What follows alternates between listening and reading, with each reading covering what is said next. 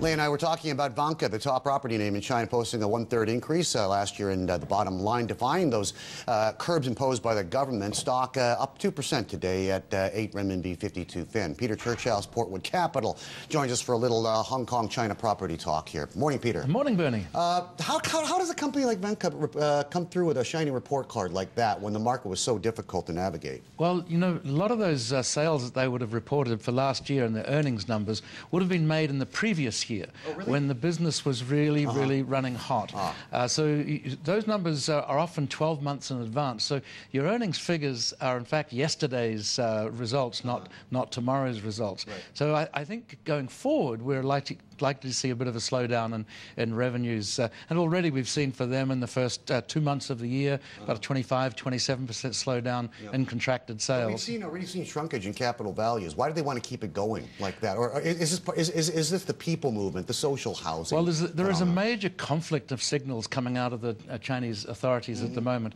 On the one hand, you've got the central government saying, we are going to keep these controls in place, we're going to keep tight rein on property prices. And then on the other hand, you see them talking about easing the reserve ratio requirements, and every 50 bips that they release there puts another potential several hundred billion renminbi back into the lending markets. Do you think it's going to be a lukewarm environment, though? I mean, with those lending curbs are still in place. Absolutely, but then again, you get the big four banks coming out in the last 2 days saying we're going to accelerate lending, particularly to first home buyers and to developers. Then you've got the Ministry of Housing saying we think investment in real estate is going to be up 25% this year. So there's just a big conflict here in the signals. All right. Sounds like we should be thinking about the 120 square meter property rather than 1,200 square meter property. Absolutely. And how are things going in Hong Kong? You know, the market has defied all these predictions we were hearing at the end of last year about a one-third drop in capital values because, you know, the ECB has been pumping money in. We've got helicopter bends still hovering above. We got QE3 probably coming. Interest rates are coming down. Mortgages are coming down. You can get 2% money now. Well, that's right. In the last 3 weeks, you've seen mortgage rates come down about 30 basis points in Hong Kong. That's just a quiet, by stealth kind of operation here. And you're right. I think things like the ECB has now pumped, since 21st of December, over €1 trillion into the global financial markets. And we're seeing possibly even more coming out of the US. Right. So that money has to find a home somewhere. And in the previous cycles, some of it's found its way here. And you know what's coming due also. Remember the punitive measures, like the 15% punishment. You know, yes, the stamp duty tax. The addendum stamp duty. The first year, it's starting to scale down because time is elapsing already. And some people are saying that could give sort of a second wind to the property market. It's a decay value of an option, just about. Yeah, absolutely correct. And many, I think you will find that you'll start to see transactions volumes pick up again, not just over a week or two, but over a few months.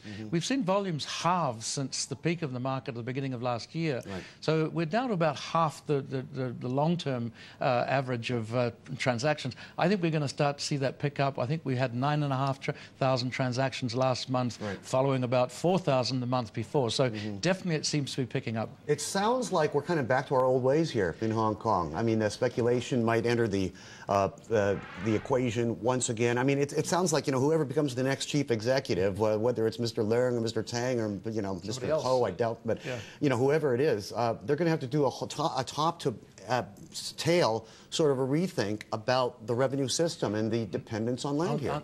Absolutely. And where I think a lot of your speculative dollars have gone in the last few months is out of the residential market and into the commercial market, hasn't it? Well, the stock market as well as the commercial markets, and particularly industrial. I've just been absolutely amazed at seeing how industrial property prices have actually surged, partly because you can now use industrial buildings for other non-industrial uses. So it's a big value add there. Okay, so good times, 2012, the rest of the year for the Hong Kong space? I think we're probably not a disaster by any means, so I'm looking forward to a reasonably modest, positive year. And I've got scientific evidence of that. The real estate agencies are bugging me at night once again with cold calls asking me, the phones are going. Can we find you a buyer or a renter? Peter, or a seller. Always good to talk to you. Peter Churchouse, Portwood Capital.